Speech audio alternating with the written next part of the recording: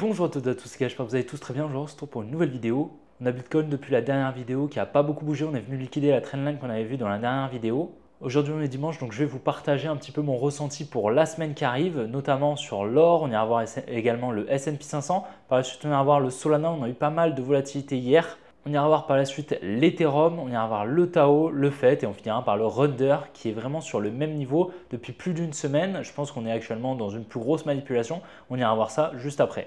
Dans tous les cas, si la vidéo vous plaît, n'hésitez vraiment pas à la liker, à vous abonner. Si ce n'est pas déjà fait, n'oubliez pas de me rejoindre sur mes autres réseaux qui sont directement en description, le canal, le groupe Telegram, mon compte Instagram, mon compte Twitter. Vous avez tout en description. Dans tous les cas, je vous souhaite un bon visionnage. Allez, on est parti.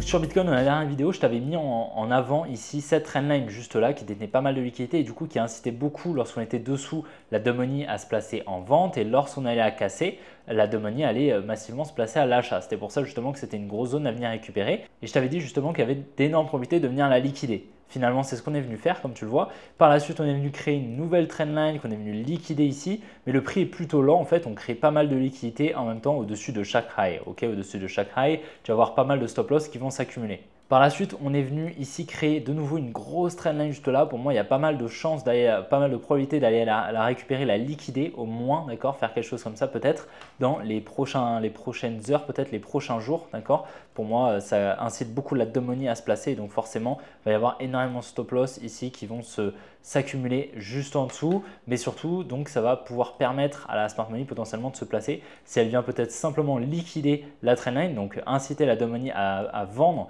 ici sous la trendline lorsqu'on va venir la casser, cette droite de tendance haussière pour la dump money, lorsqu'on vient la casser, la dump money va se placer en vente et donc en face la smart money va avoir de la contrepartie pour pouvoir injecter ses positions à l'achat, ce qui lui permettrait par la suite donc, de se placer pour par la suite continuer des plus hauts. Donc à court terme, c'est à peu près ce qui est en train de se faire. Comme tu le vois, on crée encore cette trendline juste là, tu vois, on la conforte. Maintenant, comme tu vois, on est revenu quand même ici dans cet order block, dans cette demand plutôt pertinente. Il faudra voir un petit peu ce qu'on va faire. On réagit bien, mais pour moi ici, cette trendline higher time frame est quand même assez pertinente à venir liquider. Par contre, si on vient récupérer la tiers dont je te parlais dans la dernière vidéo, qui détient pas mal de liquidités, je pense, tu vois, on est vraiment sur une latéralisation ici, donc il y a pas mal de stop loss qui s'accumulent sous cette tiers. Cette tiers, c'est quoi? C'est un niveau en fait de liquidité au niveau de l'automatic rally. Si on vient récupérer cette tiers, je chercherai à potentiellement intervenir en longue si on a une accumulation dessous. Par contre, si on vient liquider également la trendline, je viendrai à chercher une potentielle accumulation pour pouvoir intervenir à l'achat. Pour le moment, honnêtement, je vois rien pour pouvoir intervenir avec de fortes probabilités ici. Il n'y a pas grand chose ici qui se met en place pour le moment. Donc la tiers, je t'avais partagé, c'est la tiers des 85 000 $. Si on regarde en higher time frame, on est toujours sur une structure qui est bullish, d'accord. Donc on peut potentiellement s'attendre à un retracement, c'est pas impossible, d'accord, pour par la suite continuer. Et justement, c'est plutôt sain. Ça permettra à la smart money de recréer la liquidité, effectuer la mitigation des ordres, etc., etc. Et puis par la suite, on pourra aller plus haut, plus fort, tout simplement. Comme tu le sais, les mouvements ils sont formés donc de retracement et d'expansion. Donc lorsqu'on va retracer, après on pourra réaccumuler pour effectuer une expansion. La Bitcoin dominance sur Bitcoin retrace légèrement, mais pour moi, on est toujours sur une tendance qui est haussière. Alors, on aura un low qui pourrait être ici, mais si on le raffine, je le mettrai juste là. D'accord. Et si on vient le casser, par contre, je passerai baissier. Et à ce moment-là, ce serait pour moi un top ici sur la Bitcoin dominance. Donc, si la Bitcoin dominance baisse, ça signifiera tout simplement que les altcoins prennent plus de place que le Bitcoin. Le Bitcoin prendra moins de place sur la capitalisation totale des cryptos. Et donc, ça signifiera tout simplement que les altcoins performent mieux que le Bitcoin et donc il sera plus intéressant une fois qu'on sera baissier d'avoir des altcoins que du Bitcoin, d'accord? Et c'est ça en fait qui va nous donner le signal de la potentielle altcoin saison, du moins le début de l'altcoin saison. Donc pour le moment, en tout cas, on est toujours sur une tendance qui est plutôt haussière, donc on peut continuer. Mais si on vient à casser ici, ce sera plutôt intéressant de se placer potentiellement sur des alts s'il y a des setups intéressants à l'achat. Donc mon biais sur le XEUSD, donc sur l'or, pour le moment n'a pas changé. Pour rappel, je suis baissier ici depuis juste là. On avait une jolie redistribution avec une accumulation ici qui a pris place et une distribution juste là, une continuation baissière. On attendait la liquidation de cette tiers, ensuite la récupération ici de cette demand, la cassure de la structure. Finalement, on a eu la cassure de la structure et donc on est venu passer baissier. Pour moi, la next target, c'était ici ce bloc. Comme tu le vois, on y est presque, mais on n'y est pas tout à fait. On a toujours cette imbalance. Tu vois, on n'est même pas revenu dans le bloc qui commence juste ici. Là, voilà. Donc pour moi, tant qu'on ne vient pas récupérer le bloc, il n'y aura pas forcément de points ici, de zone pour un retournement. D'accord, je vais attendre d'abord qu'on revienne ici au niveau des 2525 pour potentiellement attendre une accumulation ici qui pourrait prendre place, une liquidation et ensuite repartir peut-être. D'accord. En tout cas, pour le moment, c'est toujours baissier jusqu'à au moins cette demand. Maintenant, je n'exclus pas du tout la possibilité que la semaine prochaine, on retrace un petit peu, peut-être dans cette supply intermédiaire, c'est pas du tout impossible, pour par la suite aller récupérer cette demand que j'attends depuis déjà un moment. Donc sur la S&P 500, le biais à très court terme que je t'avais partagé, le biais baissier depuis ici est en train de s'exécuter. On a laissé un gros gap juste là, tu vois, donc ça ne m'étonnerait pas qu'à la suite du retour dans le bloc, juste ici, on est revenu dans ce bloc au niveau des 5875 points. Donc on est revenu dans ce bloc, donc ça ne m'étonnerait pas qu'on ait un petit rebond. Juste là, il y a un petit retracement pour la semaine prochaine, c'est pas du tout impossible et qu'on retrace un petit peu tout doucement juste là avec une redistribution boum, pour ensuite continuer la baisse et aller combler la totalité de ce gap tout simplement et peut-être récupérer cette demand, tu vois, cette demand, ce mouvement baissier qui vient effectuer la mitigation du mouvement précédent, juste là. Par contre, il faut que je te rappelle, il y a un support juste en dessous qui a beaucoup incité la dominance à se placer et donc il y a énormément de liquidité, il y a une liquidity pool qui se place juste en dessous. Donc pour le coup, il faudra quand même rester prudent. Pour moi ici, se placer à l'achat sur le S&P, c'est pas forcément extrêmement pertinent parce que tu t'exposes à un SL qui a pas mal de probabilité au vu des liquidités énormes qu'il y a en dessous, du gros niveau de liquidité qu'il y a juste en dessous. Comme tu vois sur Solana, on est venu effectuer un gros pump de plus 14% hier, donc super intéressant. À l'origine de ce pump, on a eu une belle accumulation juste là, tu vois la création d'un support juste là qu'on est venu liquider. Cette liquidation, elle revient pile dans cette demand, donc magnifique. Franchement, très clean.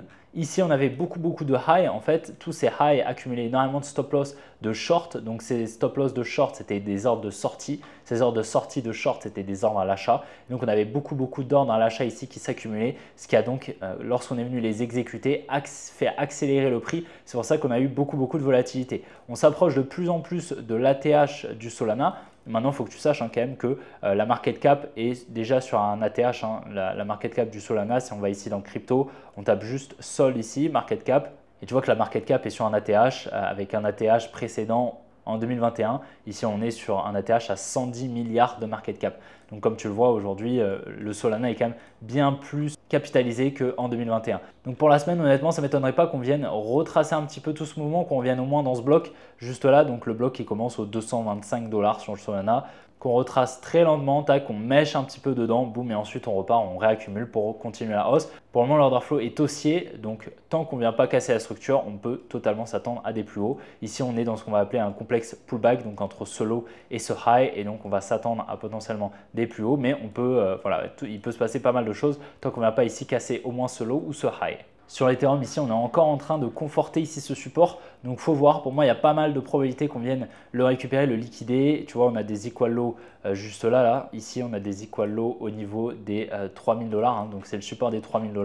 Pour moi, il y a pas mal de probabilités de venir le casser pour potentiellement réaccumuler, repartir à la hausse. C'est vraiment pas impossible. On crée une petite trendline aussi, etc. Donc, pour moi, il y a pas mal de probabilités que dans la semaine, on vienne liquider ce support. On pourrait totalement venir liquider, boum, accumuler, ensuite repartir. Étant donné que la tendance reste haussière, ça me paraîtrait complètement cohérent, d'accord. Donc pour le moment, je vois rien de forcément très explicite. On est ici sur une tendance baissière à court terme, d'accord, à court terme. Donc ce ne serait pas étonnant d'aller récupérer ce support pour par la suite venir shift la structure à court terme. On pourrait potentiellement chercher une entrée si à la suite de la liquidation du support pour par la suite spéculer sur un mouvement haussier. Sur le Tao, ça fait plusieurs jours que je te partage ici ce gros support au niveau des 488 $. Comme tu le vois, on vient le conforter maintes et maintes fois. À plus court terme, si on regarde un petit peu ce qui se passe, on est venu liquider une petite trendline juste ici, donc très clean. Tu vois cette petite trendline, boum, on vient la casser, on incite la Domini à vendre ici. La Smart Money potentiellement en face peut acheter. Donc ça ne m'étonnerait pas qu'on ait un petit rebond pour par la suite venir récupérer le support dont je te parle déjà depuis quelques jours. On n'est pas venu shift la structure, le changement de structure serait juste ici, d'accord, si on vient le casser. Donc c'est au niveau des 524 $. Si on vient à le casser, pour le coup, je passerai haussier. Mais ça m'étonnerait honnêtement qu'on vienne shift la structure avant de récupérer ce support. Ça m'étonnerait vraiment pas qu'on vienne récupérer le support et ensuite, boum, on repart. En fait, ce support, il incite beaucoup la Domini à se placer à l'achat. Et tous les stop loss ici qui se placent juste en dessous vont créer une liquidity pool vendeuse permettant en face à la Smart Money d'acheter. Il faut se dire qu'il n'y a pas que ces stop loss. Évidemment, lorsque le prix va casser ce support, la Domini va être incitée à vendre en même temps. Du coup, il y aura forcément encore plus d'ordres en vente qui vont être libérés sur le carnet d'ordre. Et donc, ça permettra à la Smart Money de récupérer toute cette contrepartie pour se placer encore une fois, d'accord? Et donc elle va se placer, tout simplement, elle va accumuler, boum, et ensuite elle va mettre en positif ses positions pour continuer l'order flow haussier. En plus de ça, ici, comme tu vois, on est en train de créer une épaule, tête-épaule. Ça ressemble un petit peu au bottom, donc boum, on était venu liquider le support. On avait eu ce transfert main forte, main faible en lower time frame. Et ensuite, on était venu effectuer des plus hauts. Je peux te le remontrer si tu veux, hein. C'était comme ça que on avait réussi à timer le bottom. Comme tu le vois juste là, on avait ce gros support au niveau des 196 $.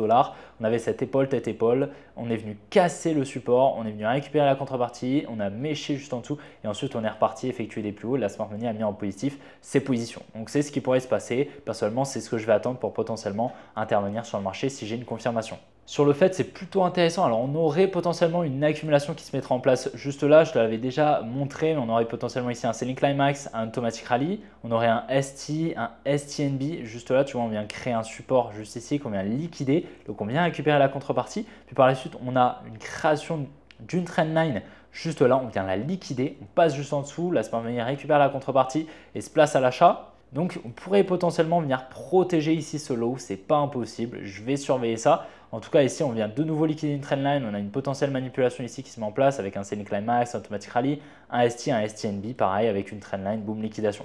Tu vois, c'est un petit peu la même chose que ce qu'on voit en higher time frame. Donc, je vais surveiller un petit peu ce qui va se passer sur le fait. Honnêtement, pour le moment, je n'ai pas vraiment de confirmation high probability qui me permettent vraiment d'intervenir, même si pour moi, l'order flow reste haussier à moyen terme, d'accord? Et pour moi, ici, on a un low qui est protégé. On devrait continuer des plus hauts pour continuer l'order flow haussier, tout simplement. Sur le render ici, si on se met en 1 heure, juste là, donc comme tu le sais, je suis haussier sur le render depuis ici, la cassure de la structure, le MSS, le Market Structure Shift, au niveau des 5,2 $, je suis haussier. Donc depuis, on a fait environ 40%. Ici, comme tu le vois, on est à mon avis dans une manipulation avec donc un Buy Climax, un Automatic Rally, potentiellement ici plein de ST qui viennent créer une résistance juste là. Il serait vraiment super intéressant de venir liquider ici toute cette résistance qui va être créée. On vient récupérer le niveau de liquidité juste là et boum, ensuite on repart. Tu vois. Ça, ce serait vraiment super intéressant. Ce n'est pas obligatoire, bien évidemment, c'est des probabilités. Si ça arrive, c'est super intéressant de se placer par ici, là, sous ce support. D'accord. Si on vient récupérer le support des 6,3, ce sera vraiment super intéressant de se placer. Maintenant, ce n'est pas sûr que ça va arriver, surtout que là, à court terme, l'order flow est super haussier. Comme tu vois ici, on a une jolie demand, on vient la mitigated. On vient même ici dans la demand raffinée de cette plus grande demand, tu vois, c'est vraiment top. On vient combler toute la fair value gap, on vient récupérer des inducements, ici on vient liquider une trendline, boum, on a une jolie réaction et on continue la structure. Actuellement, pour moi, je suis plutôt haussier et là, actuellement, il y a d'énormes probabilités de venir récupérer ici cette résistance. Par contre, si on vient à buter dessus, qu'on vient chiffrer la structure, à ce moment-là, il y aura pas mal de probabilités qu'on sera dans une manipulation parce qu'il n'y a aucun intérêt pour moi de venir chiffrer la structure sans venir récupérer ici les liquidités. D'accord. Si on vient à conforter cette résistance, pour moi, ce sera parce qu'on est dans une plus grande manipulation. D'accord. Donc, on va regarder un petit peu, mais pour moi, il y a vraiment ce niveau, au niveau des 7,557. C'est une zone où il y a d'énormes probabilités qu'on vienne la récupérer. Il y a énormément de liquidités, une grosse liquidity pool qui est en train de se former. D'accord. Donc, pour moi, c'est extrêmement probable qu'on aille récupérer ce niveau d'ici plusieurs jours. Ok. Et donc voilà les gars, je pense que là vous aura plu. Si c'est le cas, n'hésitez vraiment pas à la liker, à vous abonner. Ce n'est pas déjà fait, n'oubliez pas de me rejoindre sur mes autres réseaux qui sont directement en description. Le canal, le groupe Telegram, mon compte Instagram, mon compte Twitter, vous avez tout en description. Dans tous les cas, on se retrouvera demain pour une prochaine vidéo comme d'habitude. Allez, ciao les gars.